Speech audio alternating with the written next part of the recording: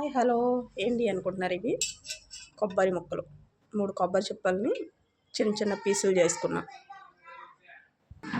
దీన్ని మిక్సీ పట్టుకుందాం, కొబ్బరి ఉండలు చేసుకుందాం. ఇలా మెత్తగా మిక్సీ పట్టుకోవాలి, పౌడర్ లాగా. ఇలా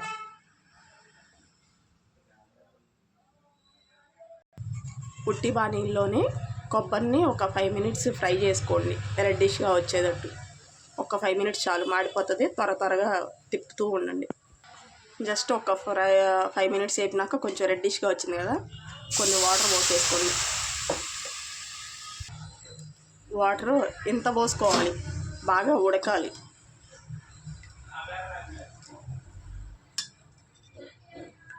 ఇగో చూసారా, దాన్ని బాగా కుక్ చేయాలి. కొబ్బరి బాగా ఉడకాలి, పచ్చిగా ఉంటుంది. అందుకని వాటర్ పోసుకున్నాను. ఈలోపు మనం బెల్లం కొట్టుకుందాం. నాకు కరెక్ట్ మెజర్మెంట్స్ తెలీదు, టేస్ట్ చూసుకుని అడ్జస్ట్ చేసుకోవచ్చు బెల్లం. అప్పుడప్పుడు మధ్యలో ఇలా కలుపుకుంటూ ఉండండి. అడిగైతే అంటదు, బట్ కలుపుకుంటూ ఉండండి. బాగా ఉడకాలి. మ్యాక్సిమం ఒక గ్లాస్ వాటర్, గ్లాసున్నర వాటర్ పోసేసుకోండి. తర్వాత మళ్ళీ ఇది ఫ్రై చేస్తాం, ప్రాబ్లం ఏం లేదు.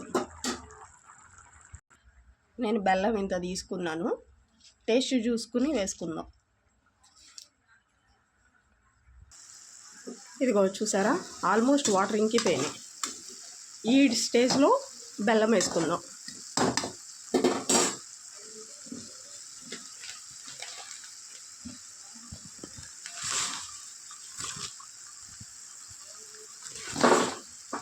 నేను ఇందాక చూపించిన బెల్లం మొత్తం వేసుకున్నాను.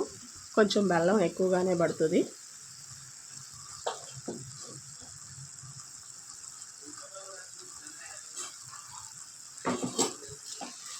వాటర్ అని ఇంకిపోయినాక వేసుకోవాలి.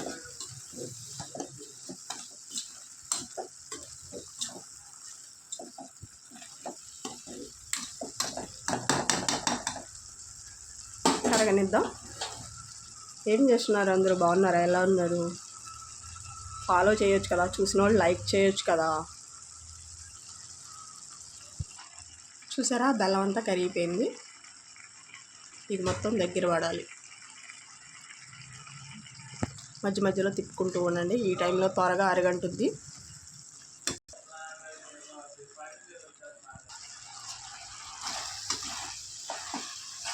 అడగంటకుండా తిప్పుకుంటూ ఉండాలి. చూసారా ఎలా రెడ్డిష్గా వచ్చిందో? చాలామంది కొబ్బరితో చేస్తారు, వైట్గా ఉంటుంది. అవి ఉండలో ఇంకా బాక్సులుగా కట్ చేసి ఉండరు. అలా కాదు, ఇలా చూసి తినండి, బాగుంటుంది. జస్ట్ కన్ఫ్యూజ్ అయ్యా ఏమనుకోకండి.